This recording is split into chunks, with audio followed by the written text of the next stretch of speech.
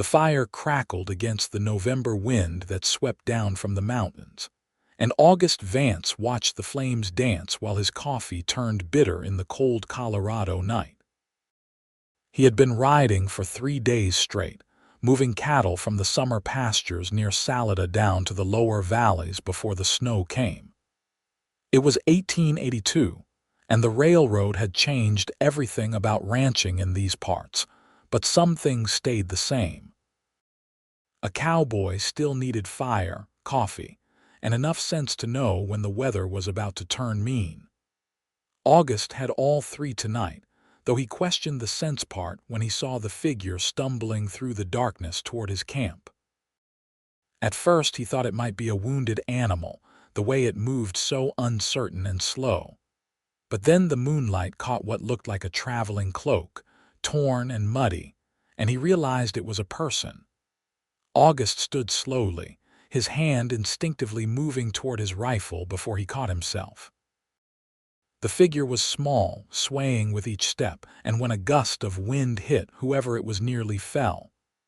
"Hey there," August called out, his voice carrying across the short distance. "You need help?" The figure stopped moving, seeming to consider whether to run or come closer. August could hear rapid breathing now, see the way the person's whole body shook. He took a few steps forward, keeping his hands visible. "I have a fire," he said, gentler this time, "and coffee. You look about frozen to death." That did it. The figure took 2 stumbling steps forward and then collapsed onto its knees. August rushed over, and in the firelight, he finally saw her face. A woman, probably in her early 20s, with dark hair plastered to her head with rain and sweat. Her lips had a blue tinge, and her eyes, when they met his, held a kind of desperate exhaustion he recognized from men who had ridden too long without rest. "Come on," August said, not touching her but gesturing toward the fire. "Can you walk?" She nodded but did not move. Her whole body trembled so violently that her teeth chattered. August hesitated only a moment before he bent down and carefully helped her to her feet. She leaned heavily against him, and he could feel how cold she was even through her wet clothes. He half carried her the remaining distance to his fire and helped her sit on his bedroll, the only dry place in the immediate vicinity. "How long have you been out in this?" he asked, already pulling his spare blanket from his saddle pack. She tried to speak, but her jaw shook too hard. August wrapped the blanket around her shoulders and moved to pour coffee into his tin cup. It was not fresh, had been sitting on the edge of the fire for an hour, but it was hot and strong. He pressed it into her hands, wrapping her fingers around the warm metal. "Drink," he said, slowly. She obeyed, taking tiny sips while her whole body continued to shake. August built up the fire, adding more of the dry wood he had gathered earlier. The flames rose higher, casting dancing shadows across their small camp. He glanced at her between tasks, trying to assess the situation. Her clothes, though muddy and torn now, had once been fine quality. The cloak had silver clasps. This was not some drifter or outlaw. This was a woman of means who had ended up in serious trouble. "My name is August Vance," he said, settling across the fire from her. He wanted to give her space, let her warm up before pressing for information. "I work for the Double Creek Ranch about 15 miles south of here." She nodded, her shaking finally starting to subside. She took another long drink of coffee and then, for the first time, really looked at him. August was used to being looked at. At 26, he had the kind of weathered handsomeness that came from years of outdoor work. But there was something different about the way this woman studied him, like she was trying to determine if he could be trusted with whatever terrible story had brought her here. "Natalie," she finally managed, her voice hoarse and rough. "Natalie Zimmerman." "Miss Zimmerman," August acknowledged. "You hurt anywhere besides cold?" She shook her head, then seemed to reconsider. "My ankle. I think I twisted it." "Which one?" "Left." August stood and moved around the fire, kneeling beside her with careful deliberation. "May I?" Natalie nodded, and August gently examined her ankle through her torn boot. She winced when he pressed on a certain spot, but nothing felt broken. A bad sprain, probably. He sat back on his heels. "Not broken," he said, "but you will be staying off it for a few days at least." "I cannot," Natalie said, alarm flooding her voice. "I have to keep moving." "Why?" She looked away from him, back into the fire, and August saw her jaw tighten. Whatever she was running from scared her more than being hurt and alone in the wilderness. "Miss Zimmerman," August said quietly, "I am not going to make you tell me anything you do not want to, but if someone is after you, I should know. I would rather not get shot in my sleep." That got a small, bitter laugh from her. "No one is coming tonight. They will not find my trail until morning." "They." Natalie wrapped the blanket tighter around herself. In the firelight, with some color returning to her face, August could see that she was beautiful.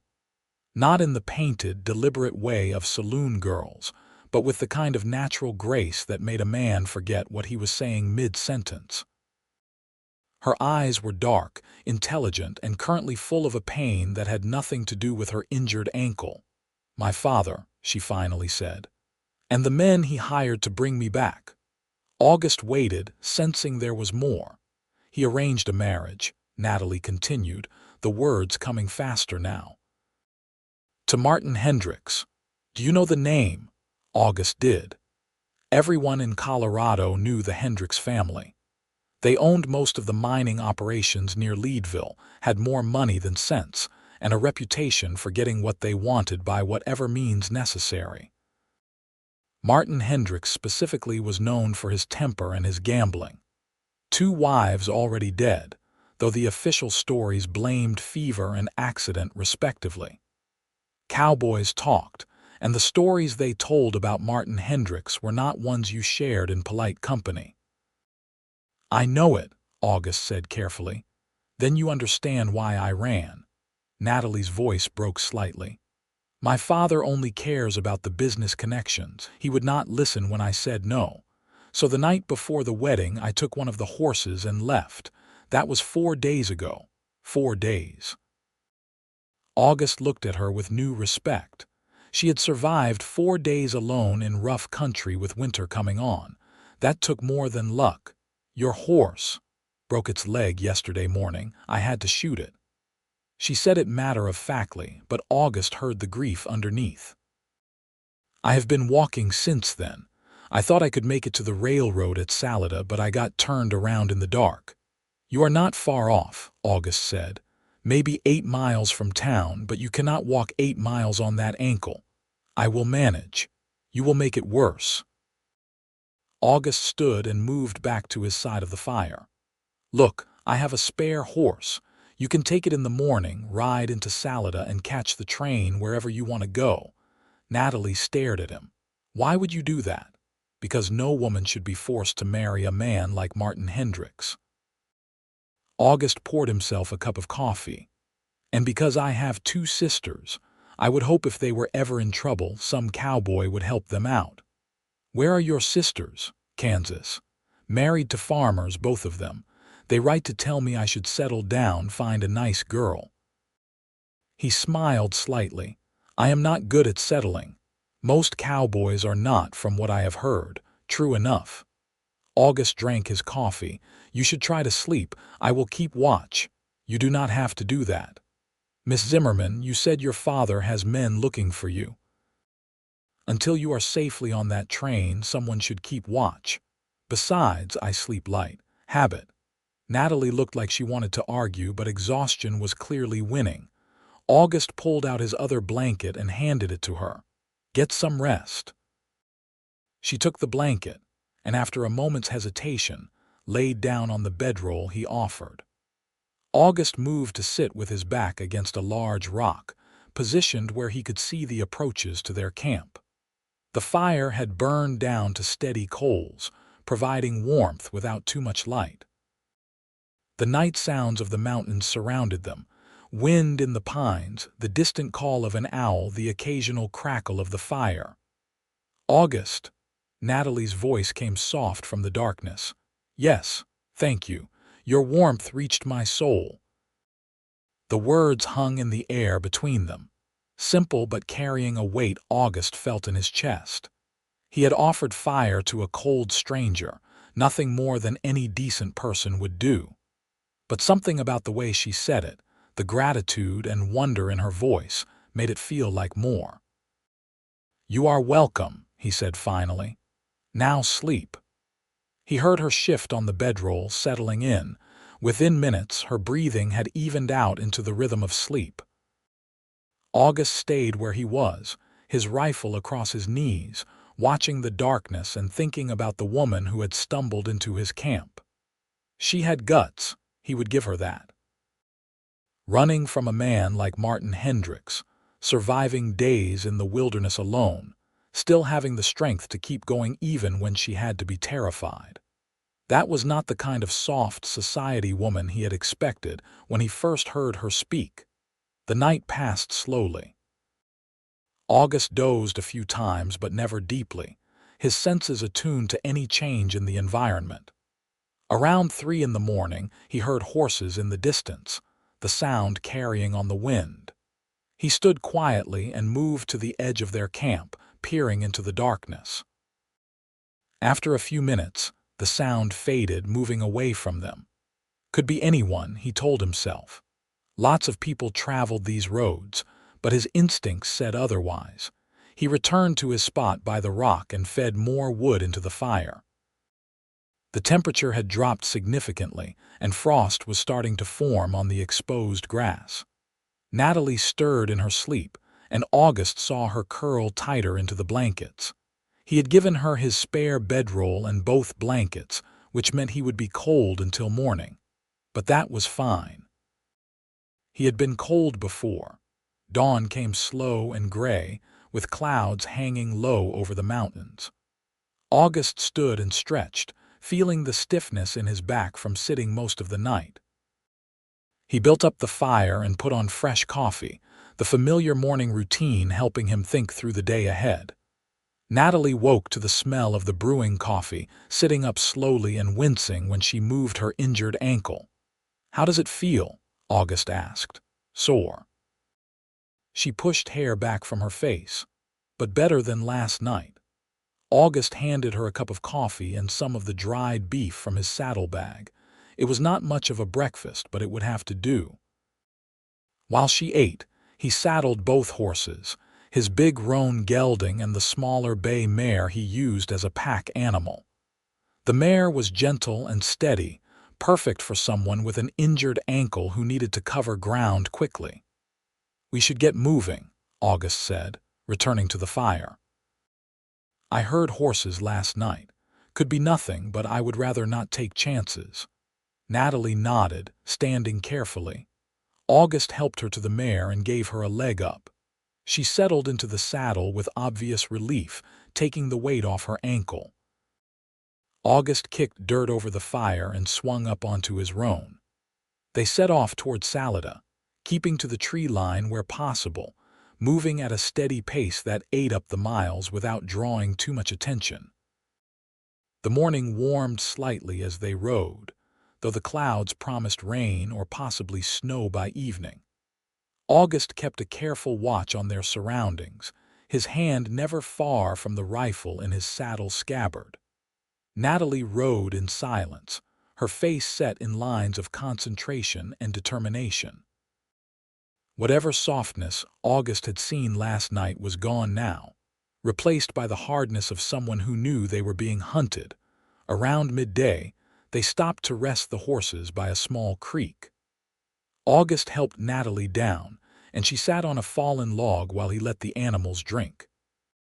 He studied the horizon, that uneasy feeling in his gut growing stronger. "Tell me about your family," Natalie said suddenly. August glanced at her. "Not much to tell. My parents had a farm in Missouri. My father died when I was 14, fever took him. My mother followed a year later. I worked odd jobs until I was old enough to head west, and I have been doing ranch work ever since. And your sisters? Emma is the oldest. She married a good man, has 3 children now. Sarah is 2 years younger than me.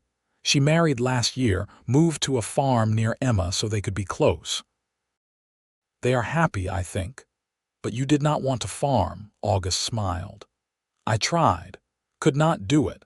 Standing in one place, working the same land day after day, it made me feel like I was suffocating. I needed to move to see what was over the next ridge. Ranching suits me better. You are moving cattle, riding different country, never quite settled. That sounds lonely. Sometimes it is. August moved away from the creek, scanning the trail behind them. But I have always been better alone than in a crowd. What about you? Brothers or sisters? No, just me. My mother died when I was born, and my father never remarried. He poured everything into his business instead. Natalie's voice carried old pain. I think he resented me for years. I was supposed to be the son who would take over his empire. Instead, I was just a daughter he had to eventually marry off to secure more power. What kind of business? Shipping and freight. We moved to Denver from St. Louis 3 years ago when my father saw opportunity in the mining boom. He was right. The business has made him very wealthy. She looked down at her hands. Which is why Martin Hendricks wanted to marry me. The combined companies would control most of the supply chain for the mines, and your father agreed, immediately. He was thrilled. Finally, I was useful. The bitterness in her voice was sharp. He did not care that Martin has buried 2 wives. He did not care that the man makes my skin crawl. All that mattered was the deal. August felt anger burning in his chest, though he kept it off his face. He had heard plenty of stories about men who treated their daughters like property to be bargained away. His own father, for all his faults, had never been that kind of man. Emma and Sarah had both married for love, with their family's blessing. We should keep moving, he said, offering Natalie his hand to help her stand. They mounted up and continued toward Salida. The town came into view around 3 in the afternoon, sprawled along the Arkansas River with the railroad tracks running straight through its heart.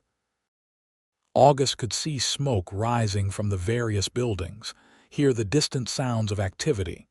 A train whistle echoed across the valley, and Natalie sat up straighter in her saddle. That is the eastbound train, August said. Comes through once a day. If we hurry, you can catch it. But as they drew closer to town, August saw something that made him pull up short. 3 men on horseback, stationed at different points along the road into Salida. They were trying to look casual, but August had not survived years of cowboy work without learning to spot trouble. These men were watching for someone. Get back, he said quietly to Natalie, turning his horse to block her from view. What is it? Men watching the road. Could be your father's people. Natalie went pale but kept her composure. What do we do? August thought quickly. The train would leave in less than an hour. If they tried to go around town, they would miss it, and the next train would not come until tomorrow. By then, more men could arrive, and the chances of Natalie getting away would drop significantly. But riding straight in with those watchers on the road was asking for trouble. There is another way, August said slowly. Through the river valley. It is rougher ground, but it comes out near the train station from the north side of town. Those men are watching the main roads. Let us go. August turned his horse and led them back into the tree line, then cut north along a game trail that followed the higher ground above the river. It was slow going, the path narrow and rocky, but the thick pine trees provided cover.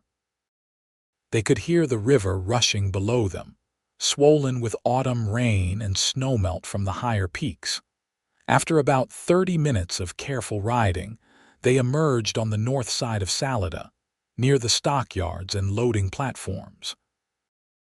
August could see the train, an impressive black steam engine with half a dozen passenger cars sitting on the tracks and taking on water.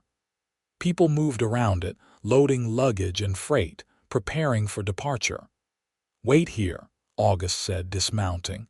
"I will check if it is clear." He walked to the edge of the stockyards, moving casual and unhurried, just another cowboy coming into town. From his vantage point, he could see the main street. Two of the watchers were visible from here, still focused on the southern approaches to town. The third was probably covering the western road. They had not expected anyone to come in from the north, through the rough country. August returned to where Natalie waited. "It looks clear, but you need to get on that train fast and you need money for a ticket." "I have money." Natalie pulled a small leather purse from inside her cloak. "I took what I could before I ran." "Good. Where will you go?" "San Francisco. I have a cousin there. She married a merchant. She will help me." Natalie dismounted, moving carefully on her injured ankle.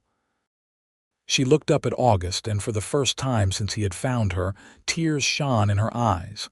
"I cannot thank you enough. You saved my life." "You saved your own life," August said. "I just helped a little." It was more than a little. Natalie stepped closer, and before August could react, she had stood on her toes and kissed his cheek. It was brief, innocent, but August felt the touch like a brand. "Your warmth reached my soul," she said again, those same words from last night. "I will not forget you, August Vance." She turned and started toward the train, limping but moving with purpose. August stood frozen, his hand unconsciously touching the spot where she had kissed him.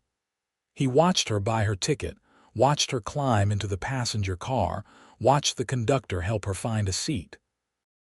The train whistle blew, steam hissed, and the great iron machine began to roll forward. August stayed where he was until the train disappeared around the bend, carrying Natalie Zimmerman away to safety and a new life. He felt a strange hollowness in his chest, an emptiness he could not quite name. He had done the right thing. She was safe now. That should be enough. But as he mounted his roan and turned back toward the Double Creek Ranch, August could not shake the feeling that he had just let something precious slip through his fingers. The ride back to the ranch took him the rest of the afternoon. August arrived as the sun was setting, painting the mountains in shades of gold and crimson. The Double Creek Ranch sprawled across a valley south of Salida, a main house and several outbuildings surrounded by corrals and pastures. The owner, Thomas Creek, was a fair man who paid his cowboys on time and did not work them to death. August had been riding for him for 3 years now, and it was the closest thing to a home he had known since leaving Missouri. "You are late," called out Jack Morrison, one of the other ranch hands, as August rode into the yard.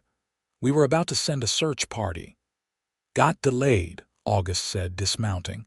"Any trouble moving the herd? Nothing we could not handle. The boss wants to see you, though. Said to find him soon as you got back." August nodded and led his horse to the barn, unsaddling and rubbing the animal down properly before heading to the main house. Thomas Creek was in his study, a comfortably furnished room lined with books and maps. He looked up when August knocked on the open door. "August, good. Come in, shut the door." August did as instructed, taking the chair Thomas indicated. The older man, gray-haired and weathered from decades of ranch life, studied him with sharp eyes.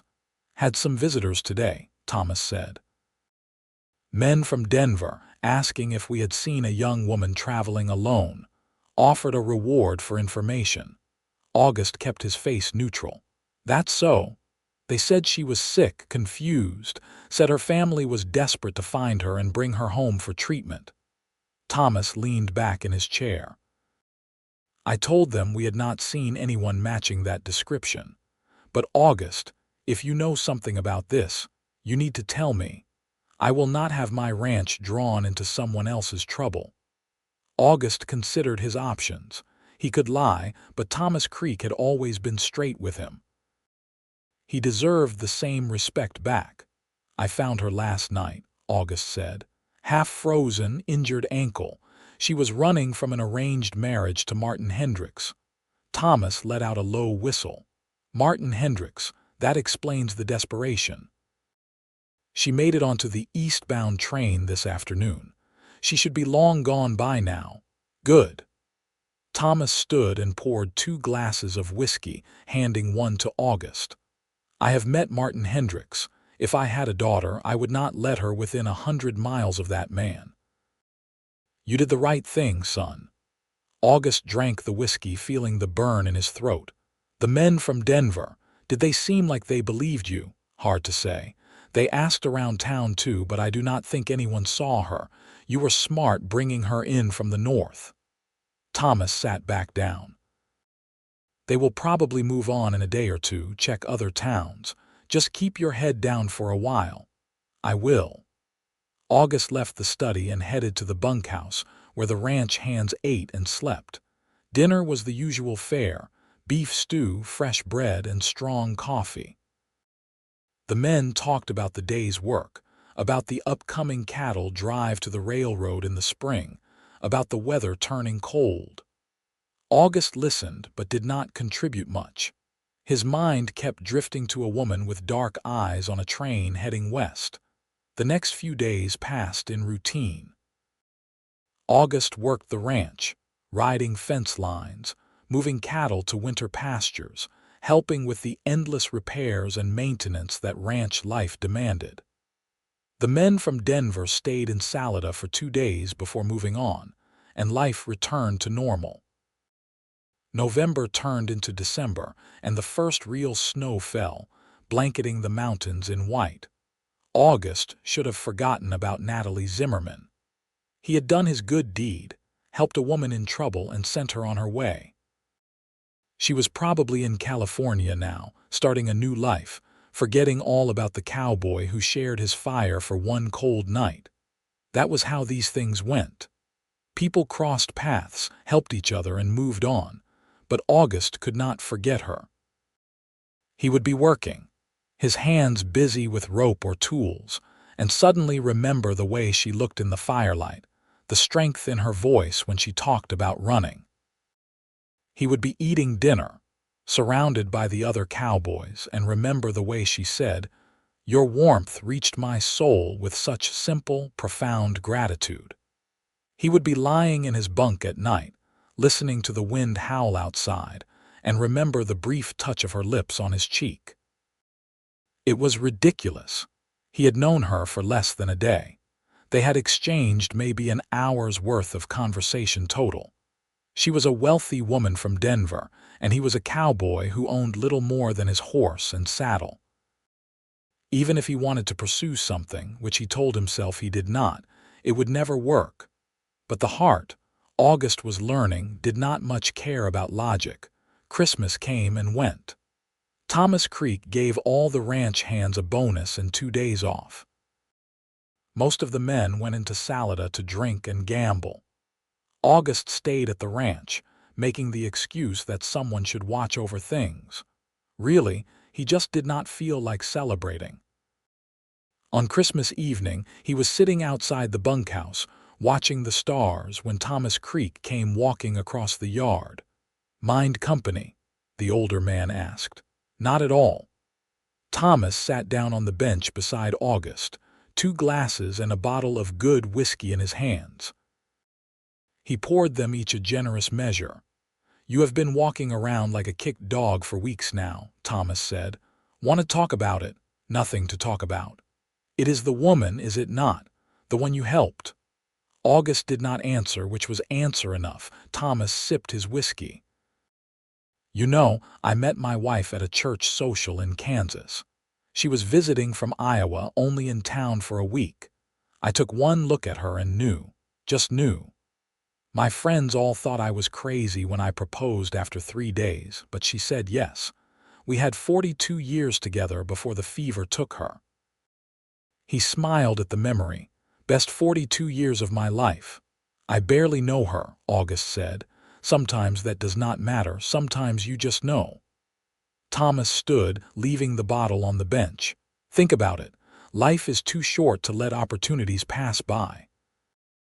He walked back to the main house, leaving August alone with his thoughts and the whiskey. August sat there for a long time, watching the stars wheel overhead, thinking about a woman who had stumbled into his camp and somehow lodged herself firmly in his heart. The new year came in 1883 with a massive snowstorm that buried the ranch for 3 days. When it finally cleared, the world was white and still, beautiful in the way that winter in the high country could be. August spent a lot of time alone during those weeks, riding fence lines in the snow, checking on the cattle, making sure the animals had enough to eat. The solitude gave him time to think, to really examine what he wanted. He was 26 years old. Most men his age were married, starting families. August had always told himself he was not the settling type, but maybe that was just because he had never met someone who made him want to settle. Until now, the question was what to do about it. He could write to her, if he could find an address. But what would he say? "Dear Miss Zimmerman, remember me, the cowboy you met for 12 hours. I think I might love you." That was insane. She would probably laugh or worse, feel pity for the lonely cowboy making up fantasies, or maybe she would not. Maybe she remembered that night too. Maybe she thought about him sometimes, the way he thought about her. January was halfway gone when the letter arrived. Thomas brought it out to where August was working in the barn, repairing tack. "This came for you," Thomas said, holding out an envelope. "Return address says San Francisco." August's heart started pounding. He took the letter, his hands suddenly clumsy. Thomas, wise man that he was, left without another word. August stared at the envelope for a long moment before carefully opening it. The handwriting was elegant, educated. "Dear August, I hope this letter finds you well. I have been in San Francisco for nearly 2 months now, staying with my cousin and her family. They have been very kind, helping me start a new life here. I found work teaching at a small school for girls, which I enjoy more than I expected. I have thought about writing to you many times since I left Colorado, but I was not sure if you would want to hear from me. We barely know each other, and you did so much for me already. I did not want to impose further on your kindness. But I find I cannot stop thinking about that night by your fire. You offered warmth to a stranger, asked for nothing in return, and helped me escape a fate that terrified me. More than that, though, you treated me like a person worthy of respect. You listened when I spoke, believed me when I told you why I was running. In my world, that is rare. I do not know what I am asking for with this letter. Perhaps just to know that you are well, that the men from Denver did not cause you trouble. Perhaps to tell you that I am grateful, more grateful than I could ever express in words. Or perhaps, if I am honest, to see if you think about me the way I think about you. I have no right to ask that. We are from different worlds and you have your life in Colorado. But I wanted you to know that your warmth did reach my soul, and it has stayed with me through these cold months. If you wish to write back, my address is at the top of this page. If you do not, I understand. With warmth and gratitude, Natalie August read the letter 3 times, his heart racing faster with each reading. She remembered. She thought about him. She wanted to know if he thought about her. He left the barn at a run, ignoring the surprised looks from the other ranch hands. He found Thomas in the main house and burst into the study without knocking. "I need to go to San Francisco," August said. Thomas looked up from his ledgers, one eyebrow raised. "Do you now?" "Yes, I need to see her, I need to tell her." August stopped, trying to catch his breath. "I know it is crazy. I know we barely know each other. But Thomas, I have to try. I will work extra, make up any time I miss, but I have to go." A smile spread across Thomas Creek's weathered face. "August, you are one of the best men I have ever had working this ranch. You have vacation time saved up from 3 years of never taking a day off. Use it. Go to San Francisco. Find your girl. You mean it. I mean it. Just do me one favor, anything, bring her back here. I want to meet the woman who finally got August Vance thinking about settling down. August grinned, feeling lighter than he had in months. I will do my best. It took 2 days to make arrangements. August drew some of his saved wages, enough for train fare and a decent hotel. He packed his best clothes, which were not saying much, and left instructions for his horse and gear. Jack Morrison clasped his hand before he left. Go get her, August. Lord knows you have been useless around here for months anyway. The train ride to San Francisco took 4 days, crossing first into Utah and then Nevada before finally reaching California. August spent the time rehearsing what he would say, how he would explain showing up unannounced. Every scenario he imagined ended in either embarrassment or disaster, but he kept going anyway. Some things were worth the risk. San Francisco was bigger than any city August had ever seen. The buildings rose multiple stories, the streets teemed with people and carriages, and the smell of the ocean mixed with coal smoke and humanity. August felt overwhelmed the moment he stepped off the train, but he pushed through it. He had her address. He could find her. The school where Natalie taught was in a respectable neighborhood near the waterfront. It was a 3-story brick building with a sign that read, Miss Harper's Academy for Young Ladies. August stood across the street for a solid 5 minutes, gathering his courage. Finally, he crossed and knocked on the front door. A severe-looking woman in her 50s answered. She looked August up and down, taking in his cowboy boots, his worn jacket, the hat he held nervously in his hands. "May I help you?" she asked, her tone suggesting he was probably at the wrong address. "I am looking for Miss Natalie Zimmerman. I was told she teaches here." The woman's expression shifted to something protective. "Miss Zimmerman is currently in class. Who shall I say is calling?" "August Vance, from Colorado." "She will know me." The woman's eyes narrowed. "Wait here." She closed the door, leaving August standing on the step. He heard voices inside, too muffled to make out. Then footsteps approaching fast, and the door flew open. Natalie stood there, and the sight of her hit August like a physical blow. She wore a simple blue dress, her dark hair pinned up properly, and she looked healthy and strong, so different from the half-frozen woman who had stumbled into his camp. But her eyes, those dark eyes that had haunted his dreams, were the same. "August," she said, and her voice held wonder. "You are here. You are actually here." "I got your letter," August said, feeling suddenly awkward. "I had to come. I had to see you." Natalie turned to the severe woman, who August now realized must be Miss Harper herself.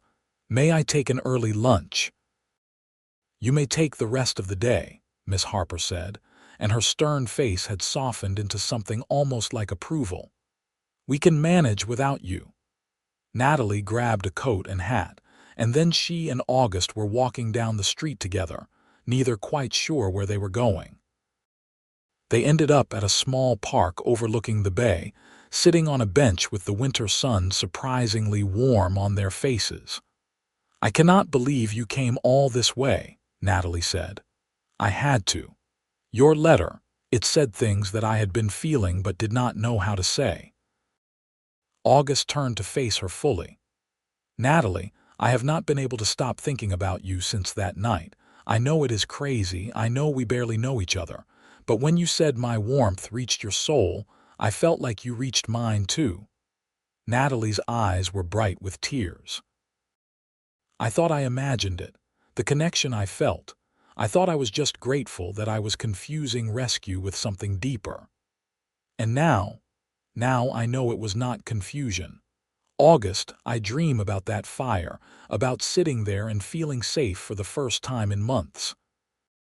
Not just because you helped me, but because of who you are. The way you listened, the way you treated me like my choices mattered, The way you gave me your blankets and sat cold all night to keep watch." She smiled through her tears. "I have met so many men who claim to be gentlemen, who have all the right manners and say all the right things. But you, a cowboy I met for one night, showed me more respect and kindness than any of them." August took her hand and the touch felt electric. "So what do we do? You are here, I am in Colorado, we still barely know each other." "Then let us change that," Natalie said. "Stay in San Francisco for a while. Not forever, I know you have to get back to your work. But stay long enough for us to really talk, to figure out if this feeling is something real." August thought about the ranch, about Thomas Creek telling him to take vacation time. "I have 2 weeks. I can stay 2 weeks. Then let us make the most of them." Those 2 weeks became the best of August's life. He found a cheap boarding house near the waterfront and spent every moment he could with Natalie. They walked through the city, talking for hours about everything and nothing. She told him about growing up lonely in a big house, about her mother who died before she could know her, about her father's cold ambition. He told her about the farm in Missouri, about choosing the wandering life of a cowboy, about his sisters and their families. They discovered shared loves. Books, though his reading had been limited by cowboy life and hers extensive. A sense of humor that ran toward the wry and observant. A belief that people should be judged by their actions, not their circumstances. They found differences too, but ones that made them curious rather than uncomfortable. She had been educated in fine schools. He had learned most of what he knew from experience. She loved cities and their energy. He loved the vast quiet of open country. But none of it felt like obstacles, just different colors of the same picture. On the 5th day, August kissed her.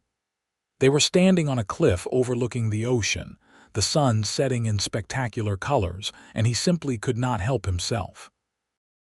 He leaned in, giving her time to pull away, and when she did not, he kissed her soft and careful. She kissed him back, her hand coming up to cup his face, and August felt like every moment of his life had been leading to this one. "I love you," he said when they finally pulled apart. "I know it is too soon. I know we have only known each other a few weeks total, but I love you, Natalie." "I love you too," she said, and she was crying and laughing at the same time. "I love you, and it is terrifying, and I do not care." On the 10th day, August proposed. It was not romantic in the traditional sense. They were eating lunch in a small restaurant near the docks, talking about his upcoming return to Colorado, both of them trying not to think about being separated. "Come with me," August said suddenly. Natalie looked up from her plate. "What?" "Come with me. Back to Colorado. Not right away, I know you need to give notice at the school, finish the term properly. But come, be with me, marry me." He reached across the table and took her hand. "I do not have much. A cowboy's wages, a horse, a saddle, but I can build us a life. We can rent a place near the ranch, or maybe I can save up to buy land. It will not be easy and it will not be fancy, but Natalie, I promise I will spend every day trying to make you happy."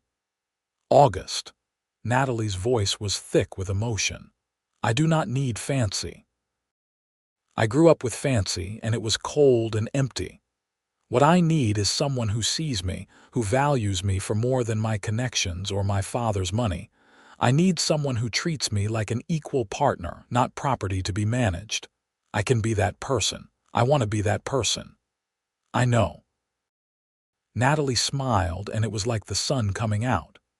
"Yes. Yes, I will marry you. I will come to Colorado. I will build a life with you, and it will be the life I choose, with the man I choose." They spent the last 4 days making plans. Natalie would finish the school term, which ended in May. That gave them 4 months to write to each other, to make arrangements. She would take the train to Salida, and they would marry there, start their life together properly. August would talk to Thomas Creek about building or renting a house on ranch land. It would work. They would make it work. Saying goodbye at the train station was harder than August expected. He held Natalie tight, breathing in the scent of her hair, trying to memorize the feel of her in his arms. 4 months, she said against his chest. We can survive 4 months. I will write every week, August promised. I will write every day. Natalie pulled back to look at him. August Vance, you offered fire to a cold stranger and you changed my entire life. You changed mine too, August said. He kissed her one more time, long and deep, not caring who was watching. Then he helped her onto the train and stood on the platform as it pulled away, waving until he could no longer see her face in the window. The trip back to Colorado felt longer than the trip out. August's heart was already in San Francisco, making the return journey with Natalie, even though he knew she had to stay. But he carried her with him in the form of letters she had written and pressed into his hand before he left, to be opened one each week until they saw each other again. Thomas Creek took one look at August's face when he returned to the ranch and started laughing. You asked her, did not you? I did. She said yes. August could not help grinning. She will come in May after the school term ends. Then I guess we better get started building you a house. August had not expected that. Thomas, I was going to rent somewhere. Nonsense. I have been thinking about dividing up some of the ranch land anyway, giving parcels to the men who have stuck with me. You have been here 3 years, worked hard, never caused trouble. I will give you 20 acres on the north side near the creek. You can build a house there, run some cattle of your own if you want, and still work for me. Consider it a wedding present. August felt his throat tighten. I do not know what to say. Say you will build a good house and fill it with babies. I am getting old. I like the idea of having young ones around the place again. Over the next 4 months, August threw himself into building a home for Natalie. With help from the other ranch hands, he cut timber and hauled stone. They built a solid 2-room cabin with a stone fireplace, a covered porch, and windows that looked out over the mountains. It was not fancy, but it was well made and built with love. August thought about Natalie with every nail he drove, every board he placed. The letters flew back and forth. Natalie wrote about her students, about saying goodbye to her cousin, about the growing excitement and nervousness as May approached. August wrote about the house, about the ranch, about his dreams for their future. The letters were a lifeline, keeping them connected across the distance. In April, August got a letter that made his blood run cold. Natalie wrote that her father had found out where she was. Martin Hendricks had hired investigators, and they had tracked her to San Francisco. Her father had written, demanding she return to Denver, threatening legal action if she did not comply. Natalie was terrified but determined. She would leave for Colorado early, at the end of April, instead of waiting for May. August rode into Salida the day her telegram said she would arrive. He stood on the platform, his heart pounding, watching the train pull in. And then she was there, stepping down with a single trunk, looking exhausted and scared and beautiful. August pushed through the crowd and pulled her into his arms. You are safe now, he said into her hair. I have got you. You are safe, Natalie clung to him. He is still looking. Martin sent me a letter, said he would find me. August, I am afraid. Let him look. We will deal with it together. August picked up her trunk and led her to the wagon he had borrowed. First, let me show you your new home. The ride out to the ranch gave Natalie time to calm down. She asked questions about the land, the mountains, the life of a rancher.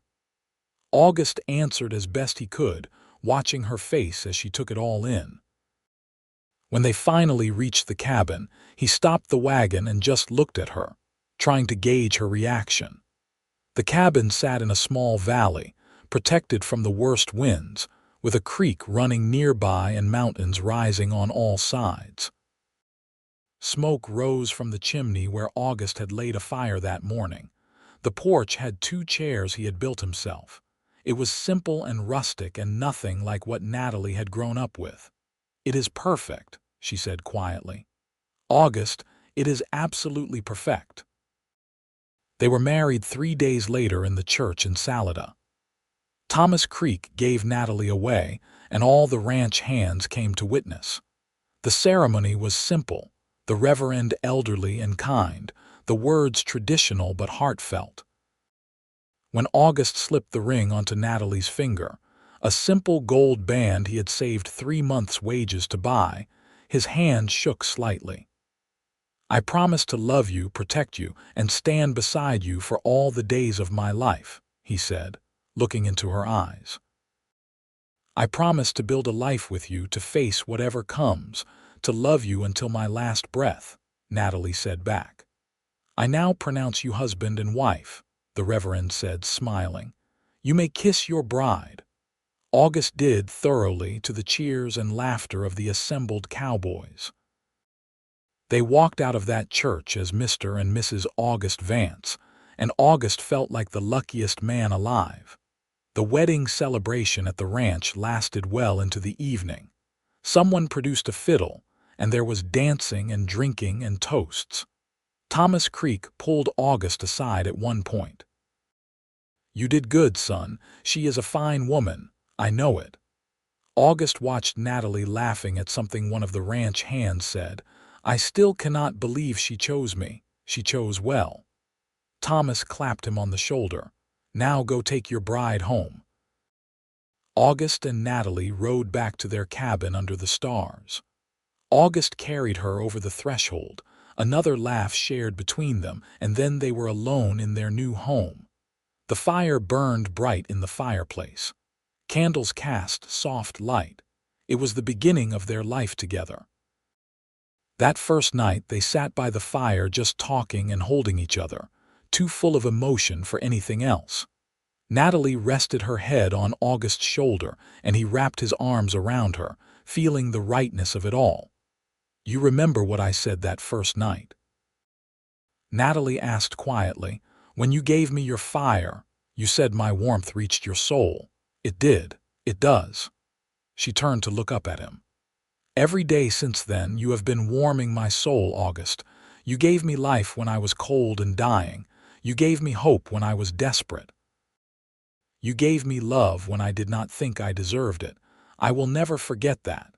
I will spend the rest of my life grateful for the moment I stumbled into your camp." August kissed her forehead. "And I will spend the rest of mine grateful you did." The first months of marriage were an adjustment. Natalie had never cooked on a wood stove or done laundry by hand. August had never shared his space or thought about things like curtains and where to hang pictures. But they learned together, with patience and humor and a willingness to try. Natalie turned out to have a talent for growing vegetables, and by summer they had a thriving garden. August taught her to ride properly, and she began joining him sometimes when he rode the ranch boundaries. In June, 3 men arrived at the ranch. One of them was Martin Hendricks himself. August saw them coming and sent one of the younger cowboys to get Thomas while he rode out to meet them, positioning himself between the approaching riders and his cabin where Natalie was inside. "You are on private land," August said when they were close enough to hear. Martin Hendricks looked exactly like the rumors suggested, handsome in a cold way, expensively dressed, eyes that held no warmth. "I am looking for Natalie Zimmerman. I was told she might be here." "There is no one by that name here," August said calmly. "You should leave." "Do not play games with me, Cowboy. Her father hired me to find her, and I tracked her to Salida. People in town said she married some ranch hand and moved out here." Martin's voice was hard. "She is coming back with me. We had an arrangement. She is not going anywhere." August kept his hand near his rifle. "And her name is not Zimmerman anymore. It is Vance. She is my wife, legal and proper. I do not care what fraudulent marriage you concocted. She belongs with me. I belong with my husband." Natalie's voice came from behind August. He turned to see her standing on the cabin porch, rifle in her hands. She held it like she knew how to use it, and August made a mental note to thank the ranch hand who had given her shooting lessons. "Natalie, be reasonable," Martin said, trying for charm and failing. "Your father wants you home." "This whole episode has been embarrassing for everyone." "My father sold me to you like cattle," Natalie said, and her voice was ice. "I said no. I ran. I found a better life. That is the end of the story, Martin. Go back to Denver. Find someone else to control. You are making a mistake. This cowboy cannot give you the life you deserve. He gives me respect, partnership, and love. That is more than you or my father ever offered." Natalie lowered the rifle slightly. "Leave. We have nothing more to discuss." Thomas Creek arrived then with several ranch hands, all armed. The message was clear. Martin looked around, calculating odds, and apparently decided this was not a fight he could win. "Your father will not give up," he said to Natalie. "Then my father will be disappointed. Again." Natalie did not flinch. "Goodbye, Martin." The three men turned their horses and rode away. August waited until they were out of sight before he went to Natalie. She was shaking now, the rifle loose in her hands. He took the weapon and pulled her into his arms. "You were incredible," he said. "I was terrified. You did not show it." August held her tight. "He will not be back. Men like that, they only press when they think they can win. You just showed him he cannot." Thomas Creek agreed. "I will send word to the sheriff anyway, let him know what happened. But I think you scared him off, Mrs. Vance. That took real courage." Over the next few months, they heard nothing more from Denver. Natalie wrote to her father once, a short letter saying she was married and happy and would not be returning. He never replied. She wrote to cousins and a few friends from her old life, maintaining some connections but making it clear her place was in Colorado now. By fall, Natalie was pregnant. They discovered it in September, and August thought his heart might burst from happiness. Natalie glowed with it, her hand constantly resting on her still flat stomach, already dreaming of the life growing inside her. "Boy or girl, what do you think?" she asked one evening as they sat on their porch watching the sunset. "Does not matter to me. Healthy, that is all I care about." "I think a boy," Natalie said. "He will have your stubbornness and your kind heart. Or a girl with your courage and your brains. Or both." Natalie smiled. "I could give you a dozen children, August Vance, fill this valley with our family. I would not object to that." The pregnancy went smoothly. Winter came and they spent the cold months preparing for the baby. August built a cradle, carved from pine and sanded smooth. Natalie sewed tiny clothes, her hands steady and sure. Thomas Creek's wife, who he had remarried after his first wife's death, came to visit often, offering advice and support. The ranch community embraced Natalie fully, accepting her as one of their own. In March of 1884, on a cold morning with snow still on the ground, Natalie went into labor. It was long and difficult, lasting almost a full day. August stayed with her the whole time, holding her hand, wiping her forehead, feeling utterly helpless. The midwife from town remained calm throughout and Thomas's wife assisted. Finally, as the sun was setting, a baby's cry filled the cabin. August looked up from where he had been praying to see the midwife holding a tiny, red-faced infant. "You have a son," she said, smiling. August moved to Natalie's side as the midwife placed the baby in her arms. Natalie looked exhausted and beautiful, tears streaming down her face as she looked at their child. "Hello, little one," she whispered. "We have been waiting for you." The baby had a shock of dark hair and August's nose. His eyes, when they fluttered open, were dark like his mother's. "He was perfect. What should we name him?" Natalie asked. August thought about it. "Thomas, after the man who gave us this land, Thomas Creek Vance." Natalie smiled. "Perfect. Little Thomas was a good baby, healthy and strong. August discovered depths of love he had not known existed, holding his son and watching him sleep, making promises to protect and provide and teach. Natalie recovered quickly from the birth, and by spring, she was back to her normal routine, though now with a baby on her hip. Thomas Creek, the elder, was thrilled to have a baby named after him. He doted on little Thomas, carving toys and telling stories. The other ranch hands were similarly smitten, these rough cowboys turning gentle whenever the baby was around. Life settled into a rhythm. August worked the ranch in their own small herd. Natalie managed the house, the garden, and their son. They had challenges, certainly. Money was sometimes tight, winters were hard, and ranching was unpredictable work. But they faced everything together, their love growing deeper with each passing year. In 1885, they had a second child, a daughter they named Emma after August's oldest sister. Emma had her father's light hair and her mother's spirit. She was adventurous from the start, fearless and curious. With 2 children, the cabin felt full and alive, always noisy and busy and warm. August's sisters came to visit that summer, traveling from Kansas with their families. The reunion was joyous, Emma and Sarah both crying happy tears when they met Natalie and the children. They stayed for 2 weeks, and the cabin overflowed with family and love. When they left, they made August and Natalie promise to visit Kansas soon, but Colorado was home now. Neither August nor Natalie had any desire to leave the valley, the mountains, the life they had built. Years passed. More children came. A second son in 1887, named Samuel. Another daughter in 1889, named Claire. The cabin was expanded to accommodate the growing family, rooms added, a second floor built. August became foreman of the Double Creek Ranch when the previous foreman retired.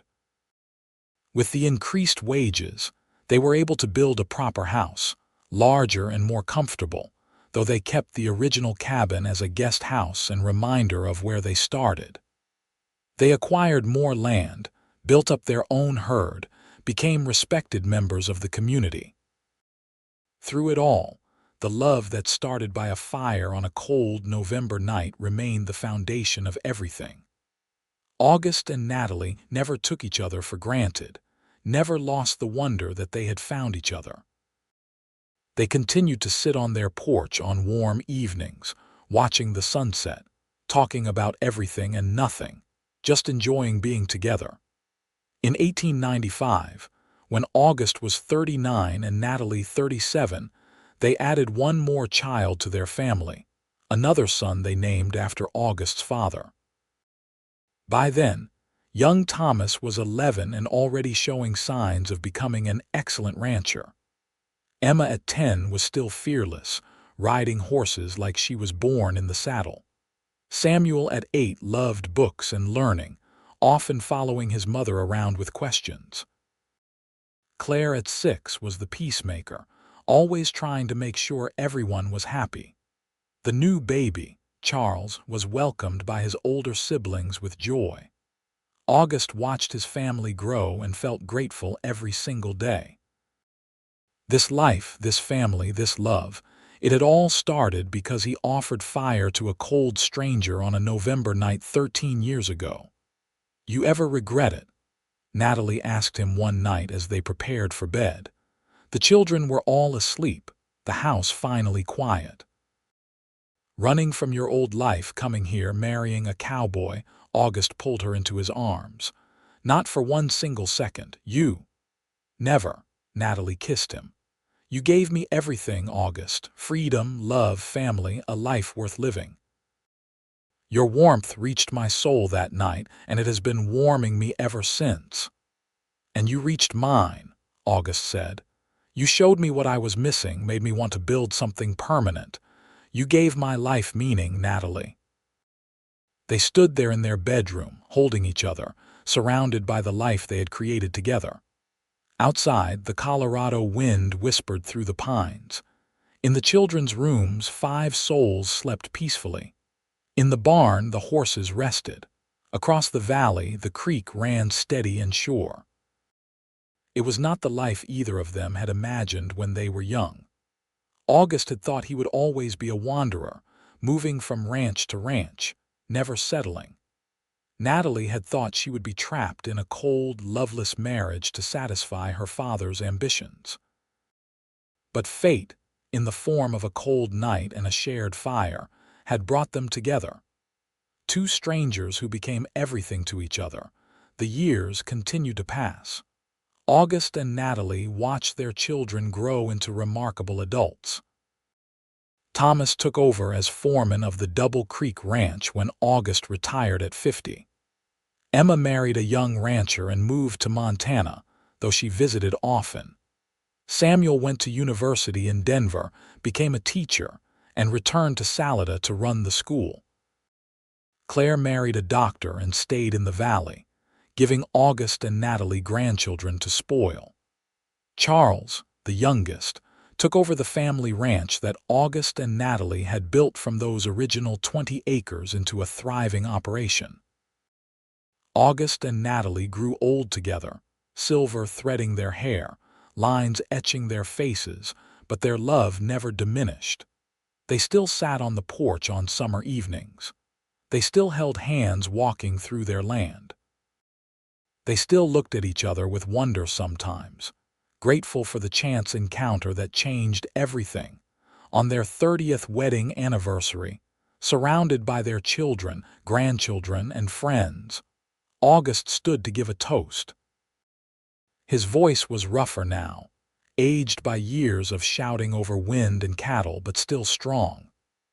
30 years ago, I met a woman who stumbled into my camp, half frozen and desperate. I offered her fire, thinking I was just doing what any decent person would do. I had no idea I was meeting my future, my everything, the woman who would make my life complete. He looked at Natalie, and his voice softened. You told me that first night that my warmth reached your soul, but the truth is, Natalie, you warmed mine just as much. Every day for 30 years, you have been my warmth, my light, my home. I love you more now than I did that day in the church in Salida, and I loved you enough then to last a lifetime. Natalie stood, moving to his side, and kissed him in front of everyone. The assembled family cheered, whistled, and clapped. It was a perfect moment, a celebration of a love story that started with a cold stranger and a cowboy's fire. As the party continued around them, August and Natalie slipped away to their porch, seeking a moment of quiet together. They sat in the chairs August had built 43 years ago for their first cabin. The mountains rose in the distance, painted gold by the setting sun. Regrets? August asked, the question they had asked each other countless times over the years. Not a single one, Natalie answered, as she always did. This life, this love, it is everything I never knew I needed. You saved me that night, August, not just from the cold, but from a life without love, without choice, without joy. You saved me too, August said. I did not know I needed saving, but I did. I was just drifting, never connecting, never letting anyone in. You changed that. You made me want to build, to stay, to love. They sat in comfortable silence as the sun set, their hands linked, their hearts joined. Behind them, through the windows, they could hear their family laughing and celebrating. Around them, the land they had built a life on stretched in every direction, beautiful and vast and home. August thought back to that November night in 1882, to the moment he saw a figure stumbling through the darkness. What if he had been somewhere else? What if he had not offered his fire? What if Natalie had gone a different direction and never found his camp? 1,000 small choices and chances had led them to this moment, but they were here now, together, surrounded by the results of their love. Children, grandchildren, a legacy of kindness and partnership and devotion. It was more than August had ever dreamed possible when he was a young cowboy who thought settling down was not for him. "I love you," Natalie said quietly, breaking into his thoughts. "Thank you for your fire, August Vance. Thank you for warming my soul." "Thank you for stumbling into my camp," August said. "Thank you for letting me love you." They watched the last light fade from the sky, stars beginning to appear in the vast Colorado darkness. Inside, their family celebrated. Out here, August and Natalie simply existed together, content in the love they had built, the life they had created, the warmth they shared. It was everything. It was enough. It was there forever. The years that followed were golden ones. August and Natalie, now in their 60s, spent more time with their grandchildren, passing on stories and wisdom, teaching skills and values. They traveled occasionally, visiting Emma in Montana, checking on old friends, seeing the country they had helped build. But they always came home to Colorado, to the valley, to the house that held their history. Thomas Creek, their old friend and benefactor, passed away peacefully at 83. August helped carry his coffin, tears streaming down his weathered face for the man who had given them so much. At the funeral, August told the story of how Thomas had offered them land, had believed in their love, had made their life possible. It was a fitting tribute to a good man. August himself lived to 72, still active and engaged until the very end. He died on a spring morning in 1928, surrounded by his family, Natalie holding his hand. His last words were simple and true. "I have loved you every day of my life." Natalie lived another 5 years, staying in the house they had built together, cared for by their children and grandchildren. She spent her days writing letters, tending her garden, and remembering. When she died peacefully in her sleep at 76, they found a journal on her bedside table. The first entry, dated November 1882, began, "Tonight a cowboy offered his fire to a cold stranger. He could not have known he was offering me life itself." They were buried together on the hill overlooking their valley, under a large pine tree they had planted on their 10th anniversary. The headstone was simple: August Vance and Natalie Vance united by fire, bound by love. Forever together their children, grandchildren, and great-grandchildren continued the ranch, keeping the legacy alive. The original cabin, where it all began, was preserved as a family treasure, a reminder of where August and Natalie started their journey together. Every year on the anniversary of their meeting, the family gathered there to celebrate and remember. The story of the cowboy who offered his fire to a cold stranger became family legend, passed down through generations. Children grew up hearing about great-grandparents who met by chance and built an empire of love. It became a touchstone, a reminder of what really mattered: kindness to strangers, courage to change your life, and the power of love to transform everything. Decades later, descendants still lived on the land August and Natalie had made their own. The valley still ran with the same creek. The mountains still rose in the same magnificent silence. And on cold November nights, when the wind blew down from the peaks, family members would sit by fires and remember. They would remember a cowboy who offered warmth to someone in need. They would remember a woman who found the courage to run toward a better life. They would remember a love story that started with a simple act of kindness and grew into something eternal. "Your warmth reached my soul." Those words, spoken on a cold night in 1882, echoed through time, a testament to the power of human connection, the importance of compassion, and the transformative nature of love. August and Natalie's story proved that sometimes the most important moments in life are the ones we never see coming. Sometimes a stranger in the darkness becomes your forever. Sometimes offering fire to someone cold becomes the beginning of everything that matters. Their love story had a perfect ending because it had a perfect beginning. Two people meeting exactly when they needed each other most. Two souls finding warmth in each other. Two lives intertwining to create something beautiful and lasting. From that single November night grew a family, a legacy, and a love that never faded, never faltered, never failed. It was a story worthy of the Wild West, of Colorado's rugged beauty, of the pioneers who built lives in hard country with nothing but determination and faith. But more than that, it was a human story, timeless and universal.